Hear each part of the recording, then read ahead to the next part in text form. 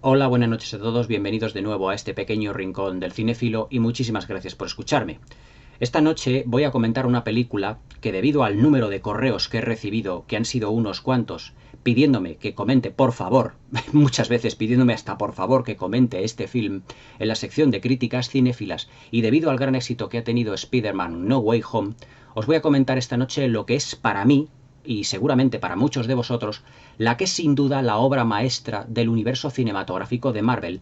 Pero lo curioso del tema es que esta película no pertenece realmente al universo cinematográfico de Marvel propiamente dicho, al UCM, tal y como lo conocemos hoy en día, y que empezó en el año 2008 con la primera película de Iron Man, sino que la mejor película de Marvel, irónicamente, no pertenece en teoría al UCM, sino que es una película que se hizo 4 años antes de Iron Man, en el año 2004, y que está dirigida por un director, nunca mejor dicho, valga la redundancia, por uno de los grandes directores del cine contemporáneo y moderno, que hoy en día pues prácticamente yo creo que ha quedado laminado o desaparecido, pero que es un director que tiene además numerosos parámetros que le hermanan bastante con uno de los grandes de la narrativa actual, que es Peter Jackson, debido a que han llevado pues una serie de filmografías pues muy similares y parecidas, empezando dentro del cine de terror, con sus parámetros de cine gore, y siguiendo con una serie de superproducciones en el cine que han tenido gran calado dentro de la crítica y del público. Me estoy refiriendo evidentemente al director Sam Raimi, que es el director que ha tenido Kevin Feige en nómina, digamos, el mejor que ha podido tener de todos los posibles para llevar las historias de sus superhéroes a la gran pantalla. Y esta noche, a petición de muchos de vosotros, que me la habéis pedido en numerosas ocasiones y que la tengo aquí en un pack con las 3 originales de Spider-Man, voy a comentar la segunda parte de las aventuras del Trepamuros, las originales. Voy a comentar Spider-Man 2 de Sam Raimi. Para mí, Spider-Man 2, ya os digo que es la obra maestra de todas las películas que ha realizado Marvel. Es decir, es la mejor película, con diferencia, pero a años luz, y esto no lo digo en broma, a años luz de todas las películas del UCM. Y ya os digo, sin que pertenezca oficialmente al UCM, ya que el Spider-Man oficial del UCM es el Spider-Man de Tom Holland, y además dirigido por este director, si me acuerdo, que es John Watts. Pero, evidentemente, las películas de Sam Raimi se puede decir, y sobre todo la segunda, que alcanza unas cotas ya de sublimación realmente impresionantes, se puede decir que es la mejor película que ha realizado Marvel en su historia. Es una película de 2 horas y cuarto de duración, que además se puede decir que no es que sea la más espectacular, no es que sea, digamos, a nivel de secuencias de acción, la más increíble, no es que tenga las mejores secuencias de acción, no es que tenga, digamos, la mayor longitud, pero sí que es la que mejor equilibrio tiene de todas las capas de significación que tiene. Y esa es la gran diferencia que tiene Spider-Man 2 respecto del resto de películas del UCM. Los grados de significación, las capas de significación, todas las interpretaciones que le podemos dar a la película, todos los motivos emocionales, físicos, que tienen todos y cada uno de los personajes que componen el universo que hizo Sam Raimi ya en el año 2002, con la primera de Spider-Man, que además la tenéis aquí comentada en el canal, y que además lo que hace es funcionar todo a las mil maravillas. Es decir, no solo tiene una serie de elementos y una serie de parámetros en su guión que son brillantes, sino que están espléndidamente ejecutados por la mano de un director que es un auténtico autor. Y esa es la diferencia que hay entre las películas de Spider-Man de Sam Raimi y el resto de películas del UCM. Y os lo voy a decir en una sola palabra: personalidad. Las películas que tiene Sam Raimi de Spider-Man, incluso la de Spider-Man 3, siendo de las 3 que componen la trilogía la más floja de las 3, todo hay que decirlo, ya la comentaremos posteriormente y más o menos analizaremos sus fallos, pero ahora nos vamos a situar en Spider-Man 2, todo hay que decirlo, que Spider-Man 2 y por extensión la trilogía de Sam Raimi de Spider-Man se puede decir que son las mejores películas del UCM con diferencia. Las que mejor ejecutadas están, con una planificación totalmente, digamos, estudiada, mimada hasta el extremo, cuyas secuencias de acción no son muy largas, sino que duran lo justo para que ese equilibrio que os he mencionado anteriormente funcione a las mil maravillas. Dentro de este análisis de lo que es de esta crítica de Spider-Man 2, vamos a analizar por qué digo yo que es la mejor película de Marvel, o que es la obra maestra realmente de Marvel, dentro del género de superhéroes. Pero para entender por qué digo esto, lo que primero hay que hacer es analizar un poco lo que es la personalidad del director, Sam Raimi. Sam Raimi es un director que, ya os digo, que se forjó cinematográficamente, es un director que se forjó a principios de los 80, con aquella trilogía también, además realmente fabulosa, que ya la comentaré posteriormente en el canal, que empezó con una película de terror, gore también, o sea, está un poco a la limón, y además con un componente de humor negro muy fuerte, que fue Posesión Infernal del año 1981. En esta película, Sam Raimi prácticamente se transformó en el autor que es hoy en día, y que la hermana además, ya os digo, con Peter Jackson, ya que los dos empezaron además en el cine gore, como recordáis, con Mal Gusto, con Brain Dead, con El delirante mundo de los Feebles. Se puede decir que Sam Raimi, junto con Posesión Infernal, con El ejército de las tinieblas y Terroríficamente muertos, le hermana con Peter Jackson en lo que se refiere a innovación visual. Y esa innovación también la va a tener, evidentemente, dentro del mundo de Spider-Man. Es decir, que cuando a Sam Raimi le proponen llevar el proyecto del trepamuros, las películas de Spider-Man a la gran pantalla, evidentemente, desde un principio todo dependía de la calidad del producto y evidentemente también del éxito. Pero debido al éxito que tuvo en el 2002 la película de Spider-Man, la original, que aquí ya os digo, la tenéis comentada en el canal, Kevin Feige, el creador de todo el UCM, le dio carta blanca a Sam Raimi para que la segunda la hiciera directamente a sus anchas. Prácticamente esto también se puede trazar un paralelismo con lo que la Warner Brothers le dio a Tim Burton después del éxito de la primera de Batman. Es decir, tanto la primera de Batman como la primera de Spider-Man fueron unos éxitos clamorosos. Se convirtieron en las películas más taquilleras de su momento. Y los productores le dieron para la segunda parte a los directores carta blanca para hacer lo que quisiesen. En el caso de Tim Burton, convirtieron a Batman Vuelve en una de las películas más personales de él. De Tim Burton me refiero. Pero exactamente lo mismo ocurre con Kevin Feige, es decir, con Marvel, en el caso de Sam Raimi. Sam Raimi transforma Spider-Man 2 en una película mucho más personal y mucho más cinéfila, desde el punto de vista visual, narrativo, incluso haciendo guiños al género de terror, al género de ciencia ficción incluso de años anteriores, que el resto de películas de Marvel no nos han dado ni por asomo. Es decir, Spider-Man 2 no es solo un compendio del mejor cine de fantasía, de acción y de superhéroes que nos han dado prácticamente en los últimos años la Marvel, para mí la mejor, ya os digo, sino que además tiene múltiples referencias a toda clase de cine, esa clase de cine con el que directores como Peter Jackson o en este caso Sam Raimi fueron creciendo en su infancia y que podemos ver evidentemente. Sin ir más lejos, os voy a dar un flash de esta película. Un flash en lo que podéis ver o vislumbrar la cinefilia de Sam Raimi por realmente la ciencia ficción de la etapa clásica de Hollywood. En la secuencia en la que el Doctor Octopus, Alfred Molina, atrapa a Mary Jane y se la lleva capturada y empieza a subir por los edificios, como si fuera el mismo Spider-Man, pero con ella atrapada, esa secuencia que os suena. Esa secuencia es puro King Kong de 1933, cuando King Kong coge a Fay Gray y trepa por los muros exactamente igual que el Doctor Octopus y además siempre con la cámara enfocada desde abajo en contrapicado para darle mayor impacto visual a todo lo que es la película. Ese empaque visual que le da Sam Raimi a Spider-Man 2 ya lo habíamos tenido en películas como King Kong de 1933 de Merian Cooper y Ernest Sotzak.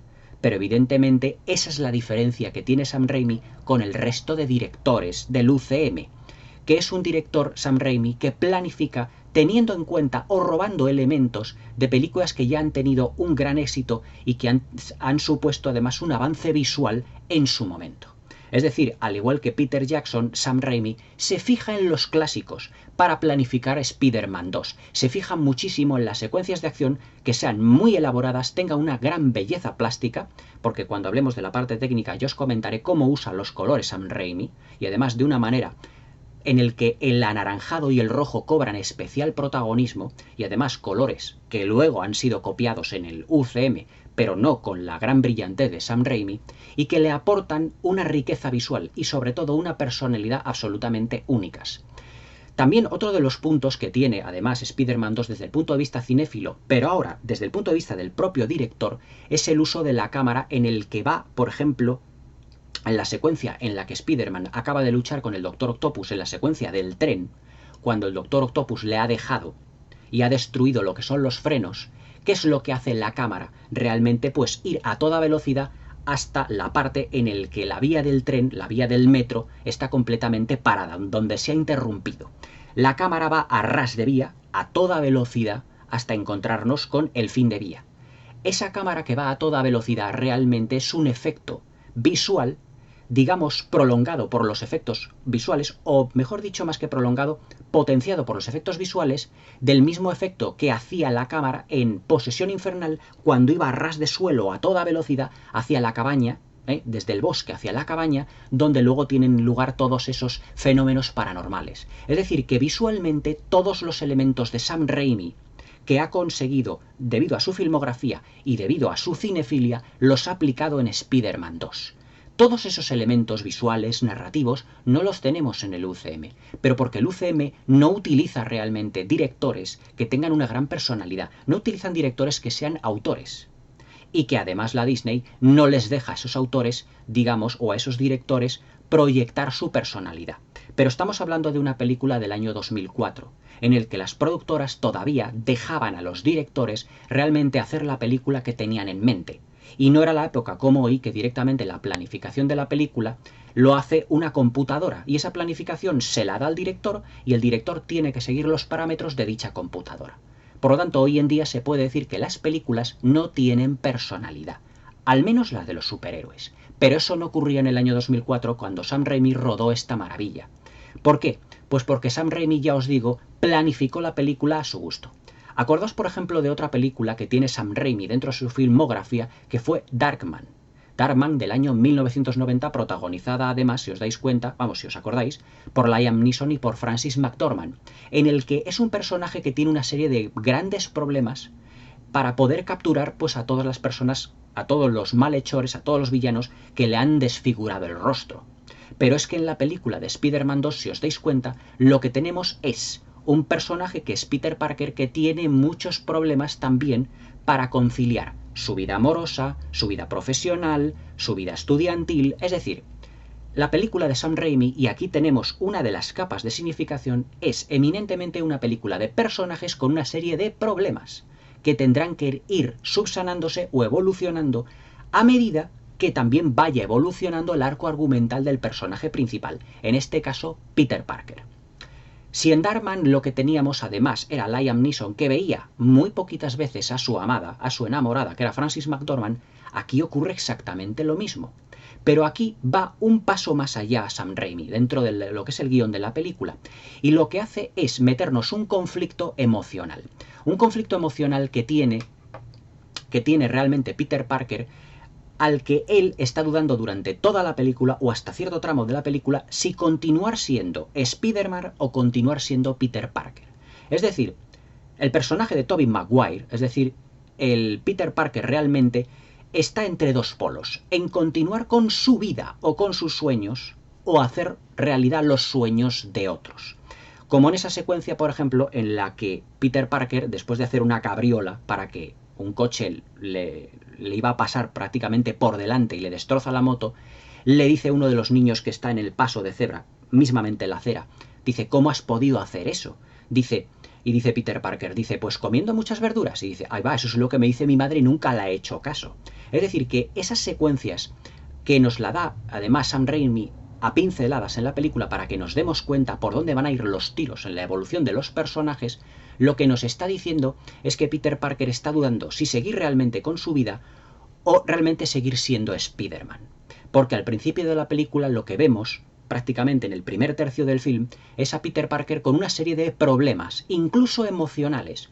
Problemas en el trabajo, problemas en los estudios, ¿por qué? Porque Spider-Man, su alter ego, por así decirlo, su otro personaje, como si un Dr. Jekyll y Mr. Hyde se tratara, le ocupa todo el tiempo. Y claro, no puede estar llevando una doble vida. Y esa doble vida no la puede conjugar. No llega a las clases de la universidad a tiempo, llega tarde al trabajo, no puede pagar a su casero, no puede ayudar a su tía, a la actriz que era Rosemary Harris, si mal no recuerdo, su tía May. No puede llevar una vida, por ejemplo, de amigos. Acordaos de la secuencia en la que Peter Parker llega al principio de la película, que es su cumpleaños, y le dice Harry Osborn, James Franco, dice, es que ni siquiera respondes a mis llamadas. Es decir, que él está muy ocupado siendo quien es, Spider-Man, pero ha descolocado y ha dejado a un lado por completo su vida personal, hasta que llega a un punto en el que esa vida de Spider-Man le estresa.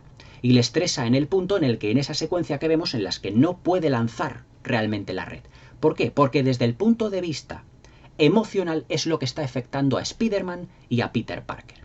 Otra secuencia que también nos dice todo eso es cuando Peter Parker va a ir al médico y el médico le dice, pues no te encuentro absolutamente nada, pero tu problema está aquí. Es decir, ahí lo que nos está diciendo Sam Raimi dentro de lo que es el guión de la película es que este film también trata sobre problemas emocionales. Y hay otra capa de significación más, la segunda. Los problemas emocionales son, en las películas de Sam Raimi, también un elemento indispensable dentro de lo que es el arco argumental de los personajes. Es decir, unas emociones que le impiden realmente ser él quien es. Le impide ser Spider-Man y le impide ser Peter Parker.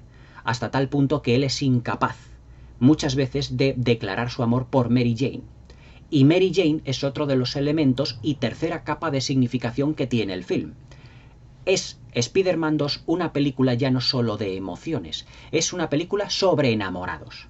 Es decir, si un determinado trabajo, un determinado estatus social o un determinado, digamos, estado emocional es bueno para una relación de pareja. Me explico.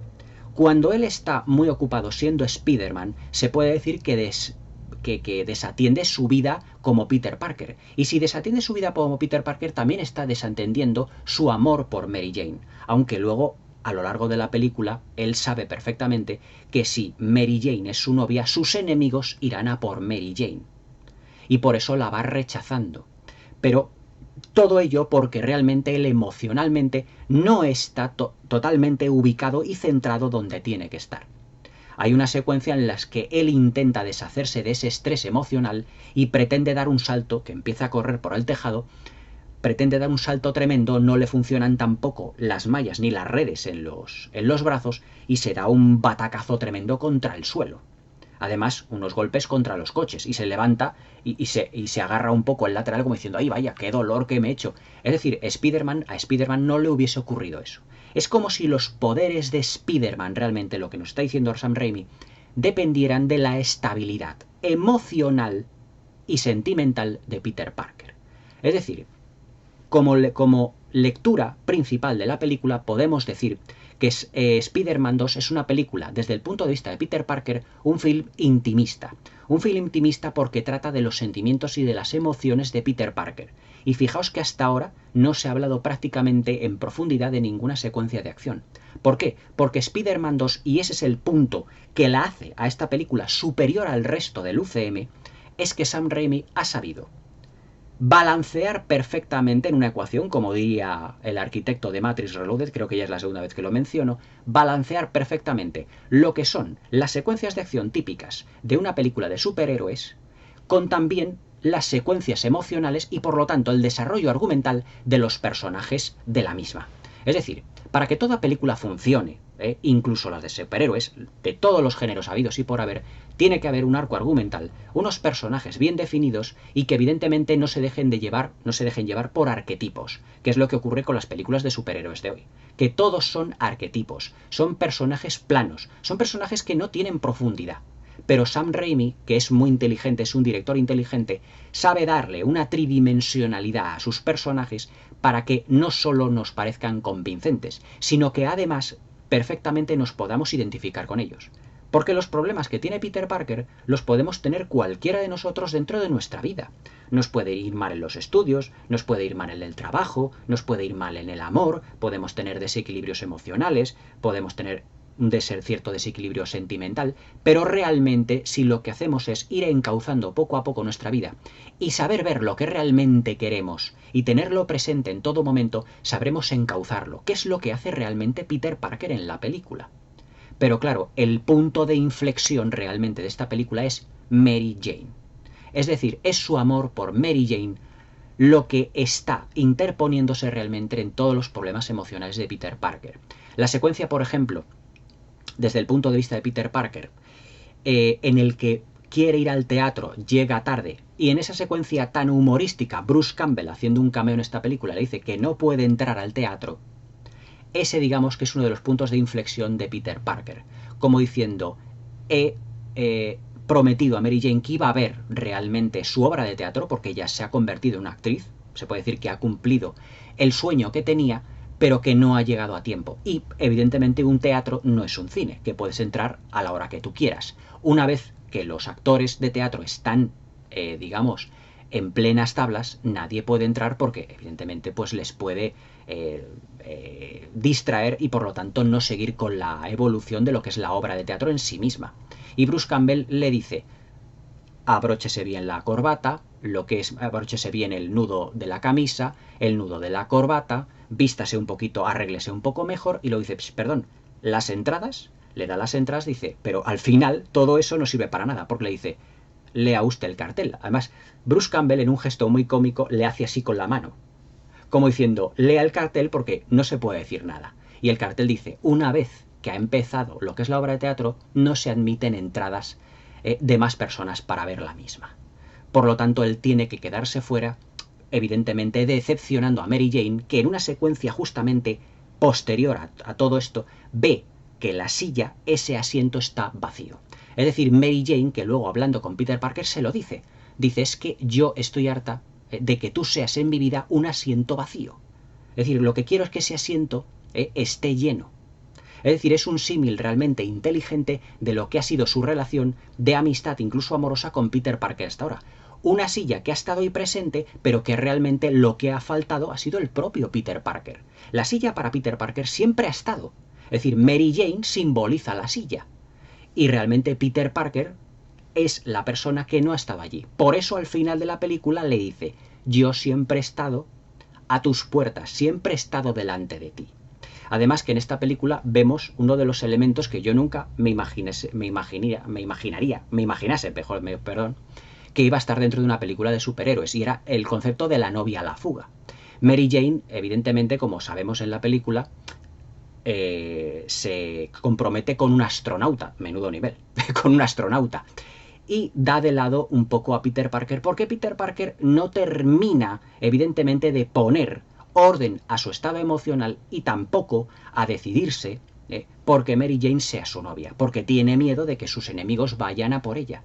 Pero una de las cosas, emocionalmente hablando, de las que no cuenta el personaje de Peter Parker, pero que se hace patente al final de la película, es realmente que no cuenta con la opinión de Mary Jane. Y es que Mary Jane ya tiene suficiente edad como para cuidarse a sí misma, que es lo que dice al final de la película. Y es cuando Peter Parker realmente se vuelve a transformar en ese Spider-Man ya al final de la película de manera definitiva. Pero ¿cuál es el giro argumental respecto al personaje de Mary Jane, que es el hilo conductor del argumento de Peter Parker? Su arco argumental que gira en torno a Mary Jane, el momento en el que es secuestrada por el Doctor Octopus. Y fijaros todo lo que llevamos a analizar la película y no hemos hablado de los villanos, debido a que es una película que, como os estáis dando cuenta, tiene mucha riqueza a nivel argumental, porque trata de personajes que parecen reales, con problemas reales, con los que nosotros nos podemos fácilmente identificar. Es decir, Sam Raimi tiene una puesta en escena muy familiar y muy de película familiar en este sentido. Es decir, nos plasma una serie de problemas con las que todos los espectadores nos podemos identificar fácilmente. Pero claro, evidentemente no nos podemos olvidar, dentro del arco argumental de Peter Parker, ya no solo su estado emocional, sino todo lo que le hace cambiar el villano de turno. En este caso, el Doctor Octopus, además uno de los villanos, de mis villanos favoritos de todos este mundillo, y que además está excelentemente interpretado por un Alfred Molina en estado de gracia. Si yo os digo la verdad, nunca me hubiese imaginado a un actor como Alfred Molina haciendo realmente de un villano de película de superhéroes, porque Alfred Molina siempre ha sido un actor que se ha decantado más por las películas, por ejemplo, de ambientes decimonónicos, de películas de, por ejemplo, de época. Recordemos, por ejemplo, que hacía de cura, creo recordar, de sacerdote, en aquella película deliciosa de Lasse Hallström llamado Chocolat, protagonizada también por Johnny Depp y por Juliette Binoche, creo que fue del año 2000, que compitió además por los Oscar junto con Gladiator, que creo que no se llevó ninguna, pero que era una película en la que estaba realmente impresionante Alfred Molina y hace una interpretación muy convincente. Y acordaos que empezó, haciendo un repaso un poquito cinéfilo, en aquella secuencia que en el prólogo de En busca del arca perdida, junto a Harrison Ford, que quedaba completamente él empalado por todas esas flechas y por toda esa verja que se cierra y que iba detrás de él. Y que Harrison Ford, cuando se pone el sombrero, dice, vaya estúpido que me he echado yo por aquí de compañero. Pero bueno, eso ya es otra cosa. Aquí lo que nos encontramos es con un villano que no está al uso. Pero hay que echar un poquito de, ¿cómo os diría yo? Remover un poquito los escombros, o mejor dicho, los cimientos de la ciencia ficción, y hacer los escombros, los cimientos de la ciencia ficción de los años 30, de los años 40, para darnos cuenta de que el villano que interpreta Alfred Molina en esta película nos recuerda mucho a los científicos locos. Es decir, científico loco porque realmente él está creando una máquina capaz ya no de dominar el mundo, sino de destruir el mundo, como las de los Mad Doctors, realmente del cine de ciencia ficción de todos aquellos años, y que además, desde un primer momento, no es un villano. Es decir, no es un villano al uso el personaje de Alfred Molina, sino que es un villano que está condicionado por toda la creación y la parafernalia que hace. Había en los años 40, en los años 30, en los años 50, en las películas de ciencia ficción, cuando estas películas eran realmente de serie B y que no tenían mucha importancia dentro del panorama hollywoodiense, películas protagonizadas por científicos un poco locos, acordados por ejemplo del Doctor Pretorius, de la novia de Frankenstein, que era casi más una comedia negra y una película con tintes de ciencia ficción que una película de terror, en la que un doctor, interpretado por Ernest Thesiger, digamos que no es que estuviera realmente loco, sino que tenía una ambición que se le iba completamente de las manos. Ese era el Doctor Pretorius. Pues Alfred Molina, mejor dicho, el Doctor Octopus de Spider-Man 2, se puede decir que es un hijo putativo, un hijo putativo o adoptivo, como le queramos decir, del profesor Pretorius, del Doctor Pretorius. Porque es ese científico que también tiene unas ansias determinadas de poder, pero que vela realmente por la humanidad, pero que evidentemente, como el Doctor Pretorius, todo lo que inventa se le escapa a su control. En esa secuencia muy de ciencia ficción, en el que él tiene, digamos, su invento, pero ese invento suyo lo que hace es absorber materia, como absorbe todos esos metales, y que puede llegar realmente pues, a estallar o absorberlo todo en la ciudad de Nueva York. Y que por lo tanto pues la que le convierte en un peligro en potencia. Como dice Peter Parker cuando está viendo lo que es toda esa parafernalia. Te dice, bueno, espero que no sea usted capaz de destruir el mundo. Lo que le dice el Doctor Octopus, Otto Octavius, como era su verdadero nombre, cuando está comiendo con él junto con su esposa, le dice, pues mira cariño, creo que el señor Parker lo que está pensando es que yo tengo una máquina para destruir el mundo. Pero realmente no iba muy desencaminado Peter Parker ahí. Es decir, que dentro de los niveles de significación de Spider-Man 2 también nos encontramos con un científico o con un villano que nuevamente no es un villano al uso como los del UCM. No es Thanos, no es un señor que quiere pues, destruir a media humanidad solo por limpiar el mundo. Es decir, es un científico, es un señor que ha estudiado y que digamos que su proyecto se les va de las manos, pero no de una manera consciente, sino de una manera evidentemente inconsciente. Y que el villano surge de la transformación y de los errores de ese científico. Es decir, no es como Thanos que está ahí porque sí como villano y que realmente quiere destruirlo prácticamente sin justificación alguna, sino lo que ocurre desde el punto de vista del villano es que él se vuelve malo dentro de la película porque su proyecto falla. Pero su proyecto en un principio no iba a ser de maldad o de villanía, porque además está financiado por empresas Oscorn, donde evidentemente es dueño ahora Harry Osborn. Y ahora de Harry Osborn también hablaremos porque digamos que es dentro de la película el farolillo rojo. Pero hay que reconocer que Alfred Molina está muy convincente dentro de lo que es su papel de villano y además que lo ejecuta como si fuera realmente una película de terror. Todas las secuencias, excepto las de acción, que tienen como protagonista realmente a este villano parecen más fruto de una película de terror, y así lo planifica Sam Raimi, que realmente una película de ciencia ficción o de fantasía. Me explico. En la secuencia en la que está Harry Osborn en su casa y aparece el Doctor Octopus pidiéndole más materia, por así decirlo, para llevar a cabo su proyecto de nuevo, Esa secuencia aparece con un plano en el que la casa de Harry Osborn está filmada y planificada como los castillos espectrales de las películas de terror clásicas. Es decir, hay un plano en el que vemos las ventanas de esa parte del edificio, la parte superior del edificio, en un plano en contrapicado. Es decir, en contrapicado y en oblicuo. Y además, muy inteligentemente, si os dais cuenta, Sam Raimi mete dentro del apartado de sonido y también visualmente un trueno o un relámpago, típico de las películas de terror. Es decir, cuando hay un trueno y un relámpago, quiere decir que dentro del castillo, en las películas de terror, por ejemplo en las de la Hammer, va a ocurrir algo. Pues lo planifica esa secuencia de igual manera. Es decir, tranquilamente Harry Osborn está dentro de su casa, plano siguiente está lo que es la casa en contrapicado con los ventanales encendidos, que parece ese plano como un castillo espectral, y de repente se oye el relámpago. Y parece que va a empezar a llover como si fuera una película de terror. Y entra el Doctor Octopus como si fuera el monstruo / vampiro. Es decir, Sam Raimi, que también era muy deudor de las películas de terror, recordemos su trilogía, evidentemente, de Posesión Infernal, que bebe mucho de las películas de terror clásicas en muchos aspectos, además de ser una película gore, evidentemente, sabe cómo planificar una película de terror y nos brinda una secuencia de película de terror. También hay otra secuencia de película de terror, por ejemplo, cuando tienen al Doctor Octopus completamente los médicos en una camilla y tienen a los tentáculos estos mecánicos completamente, pues digamos, aquí como colgados. Y entonces los tentáculos, en el momento en el que se los van a separar del cuerpo del Doctor Octopus, de Alfred Molina, esos tentáculos se rebelan en contra de los médicos, matándolos a todos de una manera muy violenta. Esa secuencia también está planificada como una película de terror. ¿Por qué?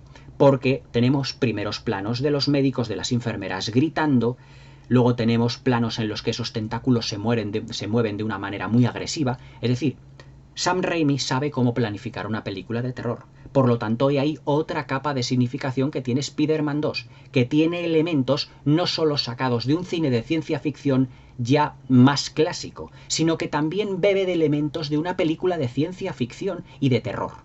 Es decir, es puro cine fantástico al 100%.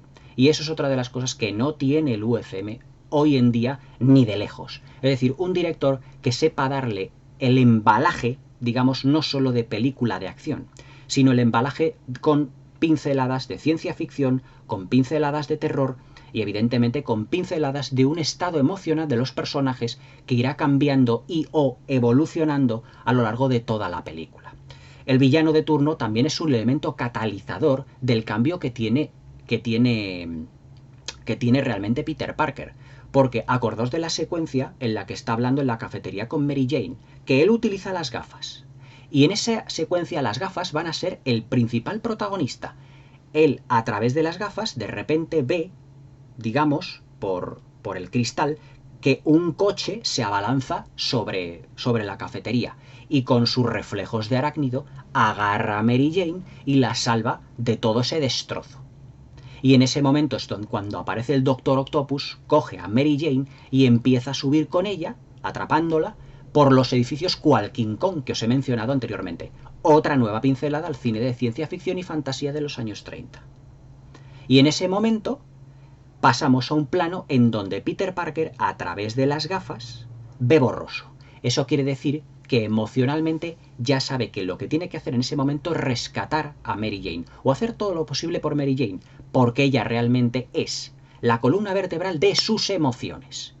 Y por eso entonces él ve borroso y luego de repente, cuando se quita las gafas, ya ve bien. Es decir, emocionalmente se ha recuperado, porque él ya sabe lo que quiere. Quiere a Mary Jane. Ya no tenemos ese juego de los dos enamorados que hasta ese momento de la película era un juego del gato y el ratón. Te quiero, no te quiero, esto que sí, que lo otro, que te pongo una excusa, que no te pongo la excusa. Es decir, teníamos la típica película de los dos enamorados que realmente no saben lo que quieren. Bueno, Mary Jane sabe lo que quiere, pero Peter Parker no sabe realmente cómo decirlo. Pero no saben cómo ejecutarlo. Esa es la palabra.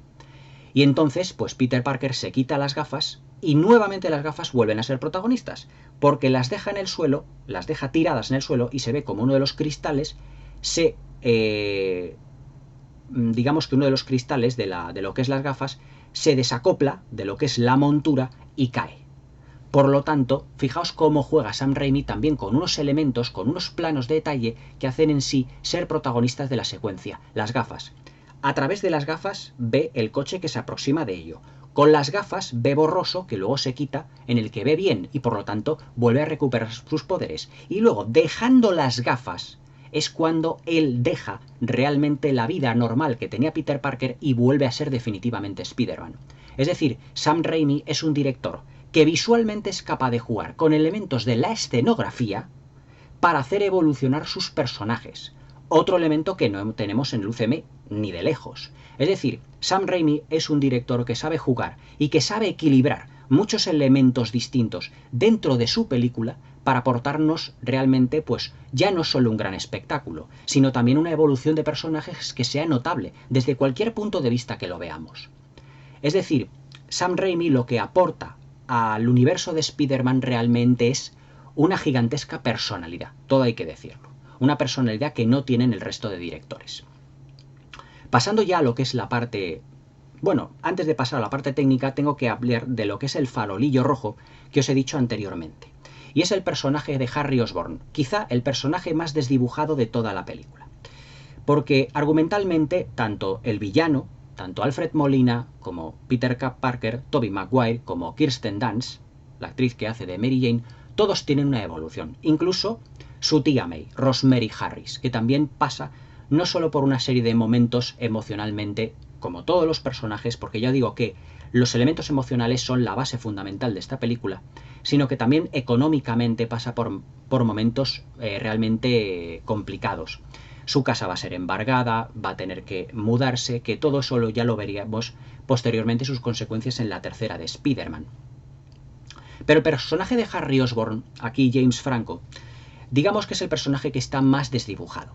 Si en la primera parte de Spider-Man era el amigo de Peter Parker, pues prácticamente de toda la vida, que luego pues sale con Mary Jane, pero que siempre había sido su íntimo de toda la vida, había sido siempre su mejor amigo, y en la tercera de Spider-Man se transforma en el nuevo Duende Verde, tiene más evolución del personaje en la tercera. En la segunda parte de Spider-Man, por desgracia, James Franco es el más desestabilizado o el más desequilibrado de los personajes, más desequilibrado en lo que al papel se refiere, dentro de lo que es el guión, ya que parece que es como un mero títere en el que siempre que está con Peter Parker le está echando en cara constantemente en todas las secuencias y se hace un poco repetitivo, que evidentemente que como él está en contacto con Spider-Man, que no le haya presentado a James Franco, es decir, a Harry Osborn, porque fue el hombre, fue el ser, Spider-Man fue el que mató a su padre, al Duende Verde, a Willem Dafoe, en la anterior película. Y claro, lo que no sabe, evidentemente, James Franco es que Peter Parker y Spider-Man son la misma persona. Por eso le va dando largas Peter Parker constantemente. Pero también es una piedra en el camino Harry Osborn dentro de lo que es el estado emocional de Peter Parker, porque su amigo de toda la vida le está ignorando, incluso sobre todo en esa secuencia, en la fiesta, en la que Mary Jane, creo que era la fiesta en la que Mary Jane se va a prometer con el... ¿Cómo se llama esto? Con el astronauta, cuando pues Harry se le acerca, o era una de las fiestas de estas, que tiene lugar en la película, y evidentemente coge a Peter Parker y le suelta 2 guantazos porque sí. Todo esto nos da a entender que sigue siendo Spider-Man 2, incluso en el personaje de Harry Osborn, una película de emociones. Porque Harry Osborn, desde el punto de vista emocional, está tocado por la muerte de su padre, pero también recordemos que a él había sido novio de Mary Jane. Y al verla que también está saliendo con otro chico, pues también eso es otro palo para él. Es decir, es un personaje, Harry Osborn, que en la película ha heredado todo lo que es el entramado empresarial de su padre, pero emocionalmente es un personaje muy tocado por la muerte de su padre y porque la novia que había tenido también toda la vida, toda la vida no, Mary Jane, durante un determinado tiempo, también termina pasando de él. Pero es que Mary Jane ya sabemos de quién está enamorada. Es decir, Spider-Man 2 tiene un triángulo también no excesivamente definido, amoroso, entre Peter Parker, entre Mary Jane y Harry Osborn, pero está muy poco definido en el caso de Harry Osborn porque es un personaje que no evoluciona en esta película, es el más monolítico de todos. Pero ya os digo que en la tercera, digamos que ya evolucionará a transformarle al nuevo Duende Verde, es decir, tendrá una transformación, aunque para ello prácticamente la tercera, como sabemos, le cueste la vida. Es decir, que para el personaje de Harry Osborn Spider-Man 2 es un mero puente entre la primera y la tercera. En la primera película donde se le presentaba y en la tercera donde tiene lugar su desenlace. Pero en la segunda película hay que reconocer que Harry Osborn no le han tenido muy en cuenta a la hora de evolucionar su personaje. Y solo al final, o prácticamente al final de la película, cuando él descubre que es Peter Parker, realmente Spider-Man, él recuerda a su padre, a Willem Dafoe, y descubre todo lo que es esa zona donde tenía su padre la armadura del Duende Verde, que luego lo veríamos ya desarrollada en la tercera de Spider-Man. Ya técnicamente hablando, tengo que decir que esta es una de las películas, digamos, más sobresalientes de su tiempo, del año 2004.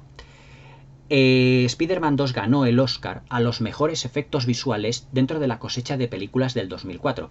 Si me permitís el inciso, yo me acuerdo que en aquella ceremonia de los Oscars de aquel año, correspondiente al, creo que era el año ya 2005, dijeron John Dykstra, que era el creador de los efectos visuales, decía, vaya, menos mal que El Señor de los Anillos no tiene una cuarta parte, porque claro, El Señor de los Anillos, las tres primeras partes las tres partes de la trilogía se habían llevado en años consecutivos los 3 Oscars a los mejores efectos visuales. Claro que un año posterior, sí, al año siguiente sería King Kong de Peter Jackson la que se llevaría el Oscar a los mejores efectos visuales. Es decir, que Spider-Man 2 fue una especie de alto en el camino de Peter Jackson entre El Retorno del Rey, Las Dos Torres y La Comunidad del Anillo y luego King Kong. Junto con Spider-Man, menudas 5 películas que tuvimos a principios del siglo XX y no lo que tenemos hoy. Pero realmente eso es lo que dijo John Dykstra. Creo que fue John Dykstra quien lo dijo en la ceremonia de los Oscars. Dijo, bueno, menos mal que El Señor de los Anillos no tiene cuarta parte, porque si no, otro Oscar que se hubiesen llevado. Pero realmente los efectos visuales de Spider-Man 2 son realmente fantásticos. Por ejemplo, aquí también la planificación respecto a las secuencias de acción está además fundamentada en uno de los aspectos que más trabaja Sam Raimi y que ya vimos en la primera de Spider-Man, que era la belleza plástica que tienen absolutamente todas las secuencias de acción. El color rojo y el color anaranjado, es decir, lo que es el color rojo, el tono rojizo de lo que son el traje de Spider-Man, está muy presente en la película. Y para que toda ella sea, o que tenga una homogeneización o una homogeneidad visual, la película tiene bastantes tonos que tienden al rojo o al anaranjado, para que todo ello le demos o dé la impresión visualmente de que todo está hecho como una especie como de empaque muy homogéneo desde el punto de vista visual. Por ejemplo, el traje verdoso que lleva el Doctor Octopus, incluso su pelo castaño, tienen, si os fijáis, ciertos reflejos rojizos o anaranjados cuando está luchando contra Spider-Man. Por ejemplo, cuando los tentáculos metálicos atrapan la cabeza de Spider-Man, también se reflejan en ese metal de los tentáculos reflejos rojos de lo que son el traje de Spider-Man. Luego también, dentro de lo que son las secuencias de acción de los tonos metálicos, ciertos tonos metálicos y ciertos brillos siempre tienden a lo mejor a los brillos anaranjados y rojizos de las secuencias de acción. Incluso muchas de ellas están planificadas como en puestas de sol. Por ejemplo, el tono anaranjado también, si os dais cuenta, de lo que es, digamos, como ese campo de fuerza que crea el Doctor Octopus y que va absorbiendo metales en la secuencia final de la película, cuando además el tono también de la melena de Mary Jane que es pelirroja, tiende a ser más rojizo o más anaranjado. Es decir, si os dais cuenta, lo que es la colorimetría de la película está muy estudiada para que el color rojo y el color naranja sean los colores predominantes. Pero no es una película, como ocurre también en las de hoy, que sea monocromática. Es decir, es una película que tiene muchísimos elementos visuales que le dan una homogeneidad y una gran riqueza. La película, además, tiene una luz absolutamente extraordinaria. Es decir, incluso en las secuencias que están filmadas de forma nocturna, de por la noche, parece como en las películas de Christopher Nolan, que están iluminadas como de día. Y además le aporta una gran, digamos, claridad visual que muchas veces en las películas de hoy decimos, si es que parece que la película está como grisácea, que tiene como un velo grisáceo en torno en donde no se le ve.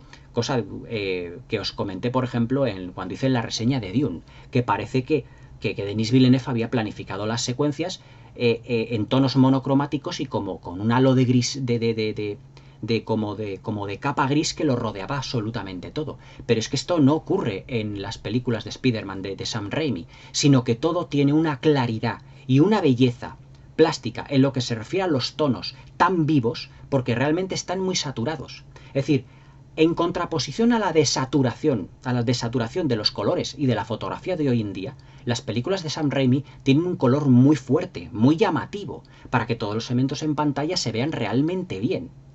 Y además, por ejemplo, eso lo podemos ver en la oficina de J.K. Jameson, de J.K. Simon, el personaje de Jonah Jameson, que digamos que hace de contrapunto humorístico a todo lo que es realmente el drama emocional que está viviendo Peter Parker. Es decir, cómo está iluminado siempre el personaje de J.K. Simmons, cómo está iluminada, digamos, su estancia. Parece que está entre sombras, pero a él se le ve completamente como si irradie una luz.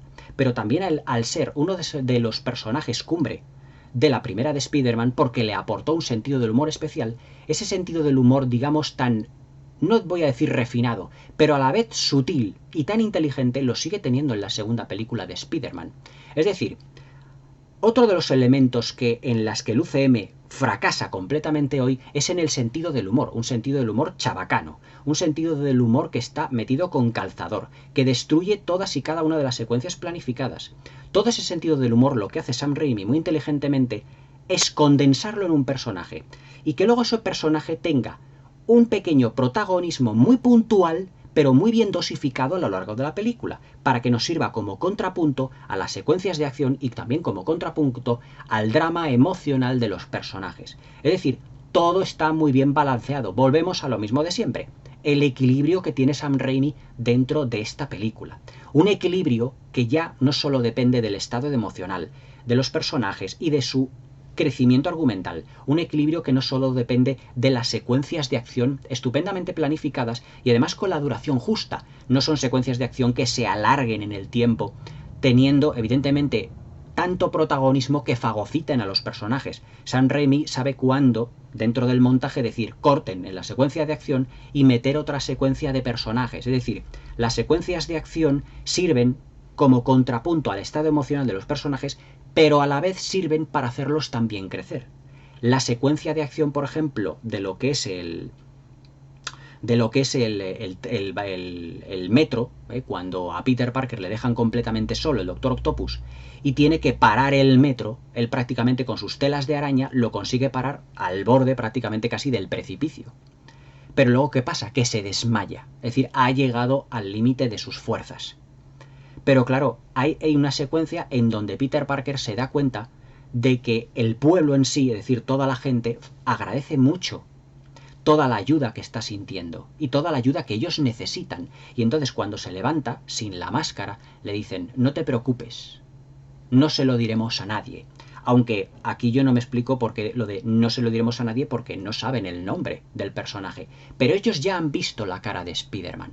Por lo tanto, el misterio ha quedado como un poco desvelado, si os dais cuenta en esa secuencia, en la que Peter Parker se queda como innubilado y un niño le da, si os dais cuenta, fijaos la sutilidad que tiene Sam Raimi, le da en esa secuencia la máscara, como diciendo, queremos que sigas dentro de la incógnita, queremos que sigas siendo como un superhéroe o como un justiciero enmascarado.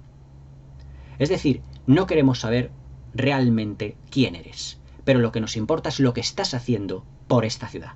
Ese es el mensaje que la secuencia de acción, el colofón de esa secuencia de acción nos está diciendo, a través de los personajes. Pero Sam Raimi, como director muy visual que es, lo que hace es darnos esa información a través de la mirada de los personajes. Cuando el Doctor Octopus luego entra dentro del vagón, dicen todos los demás, tendrá que usted conseguirle por encima de mi cadáver. Y dice otro, y por encima del mío, y del mío, y del mío, y del mío, y del mío. Es decir, la ciudad quiere a Spider-Man, ama a Spider-Man y necesita a Spider-Man. Es decir, esa secuencia de acción, el colofón, le da a entender a Peter Parker que Nueva York necesita a Spider-Man. Y he ahí uno de los contrapuntos en el que él decide volver a ser Spider-Man de nuevo, de una manera ya completamente fehaciente y palpable. Ya no solo porque todo poder conlleve una gran responsabilidad, es porque la ciudad le necesita en sí mismo. Y también el villano, el Doctor Octopus, necesita la presencia de Spider-Man, porque es Spider-Man al final de la película el que le hace ver al Doctor Octopus que, aunque haya fracasado, tiene que seguir adelante. Realmente el Doctor Octopus y Spider-Man son dos personajes que dentro del guión, otra capa de significación, y ya no sé cuántas van evolucionando a la par. Es decir, el Doctor Octopus, al final de la película, se da cuenta que a pesar de todos los problemas que él ha podido tener, ha perdido a su mujer, ha perdido el control de lo que era su sueño. Le dice Spider-Man, es que muchas veces tenemos que renunciar a nuestros propios sueños por cumplir los de los demás o a favor de los demás. Y es cuando Alfred Molina, Otto Octavius, se deshace por completo del caso de los tentáculos que tiene y decide suicidarse con todo su invento, digamos, con su ciencia, la ciencia que él ha creado, digamos, pues en la laguna, mejor dicho, en la laguna no, voy a decir yo, en el mar que rodea esto a Nueva York. Perdóname por la ignorancia, ahora no me acuerdo lo que rodea la isla de Manhattan, pero es lo que él decide hacer. Y entonces, claro, ahí vemos cierta comparación entre lo que le ha ocurrido a Spider-Man y lo que ha ocurrido al Doctor Octopus. Es decir, han tenido una serie de problemas, pero hay que reponerse a esos problemas. Es decir, el mensaje que tiene como película Spider-Man 2 es que, por muchos de los problemas que tengamos, tenemos que saber sobreponernos porque emocionalmente y físicamente nos pueden afectar. Y que por lo tanto, si no tenemos un estado emocional, por así decirlo, equilibrado dentro de nuestra vida y sentimental, no seremos capaces, digamos, de desarrollar plenamente nuestra vida y ser felices. ¿Qué es lo que él hace, Spider-Man, o qué es lo que hace Peter Parker al final de la película? Debido a todo el arco argumental y emocional que ha pasado. Comprometerse con Mary Jane porque Mary Jane era lo que daba estabilidad emocional a su vida. Realmente. Es decir, Spider-Man 2 no es solo una película de superhéroes al uso, ni muchísimo menos. Primer punto, porque está dirigida por un autor, Sam Raimi, que tiene las ideas muy claras y que sabe equilibrar perfectamente todas las capas de significación que tiene una película. Estado emocional de los personajes, problemas de los mismos, sus arcos argumentales, relaciones entre ellos, secuencias de acción que también están dentro del arco argumental de los personajes y hacen evolucionar estos. Un villano con personalidad propia que además está desarrollado como las grandes películas de ciencia ficción o de fantasía de otros tiempos. Un punto de vista visual muy cinéfilo, haciendo referencias a grandes clásicos. King Kong, la novia de Frankenstein, el Dr. Pretorius y King Kong son dos personajes indispensables para entender Spider-Man 2.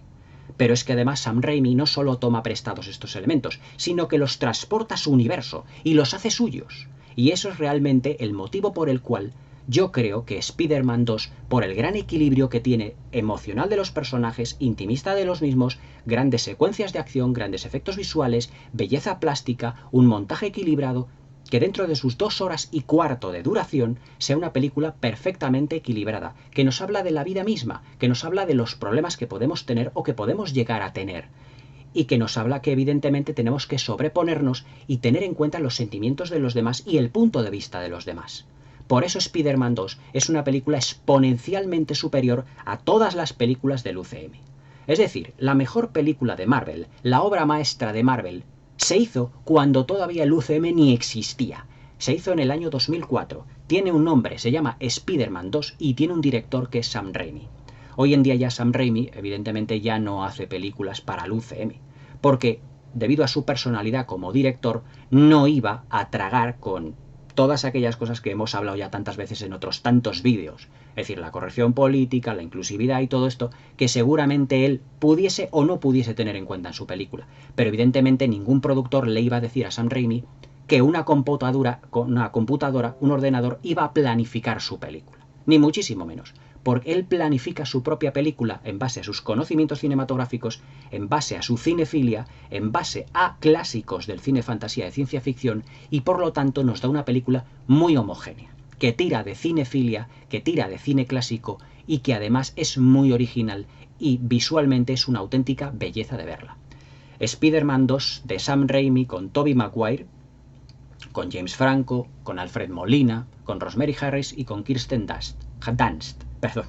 Para mí, la mejor película del universo Marvel. La obra maestra de Marvel realmente. Es una película, esta sí, 5 estrellas. Realmente una película que merece la pena que todo gran cinéfilo tenga. ¿Por qué? Porque no es una película de superhéroes al uso. Es una película de personajes y que nos habla de emociones y de problemas que todos podemos llegar a tener. Es una película en el que el espectador se puede identificar perfectamente con Peter Parker realmente.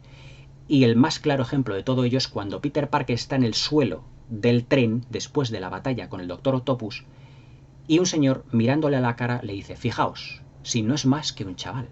Como diciendo, es que puede ser cualquier persona. Ahí tenéis el mensaje de lo que realmente Sam Raimi nos quería decir. Spider-Man 2 de Sam Raimi, la obra maestra de Marvel, la mejor película de Marvel que irónicamente no pertenece, en teoría, al UCM. Esta película está a años luz de todas las películas del UCM, al igual que las del Caballero Oscuro y la de la Leyenda Renace estaban a años luz del resto de películas de Detective Comics realizadas hasta la fecha.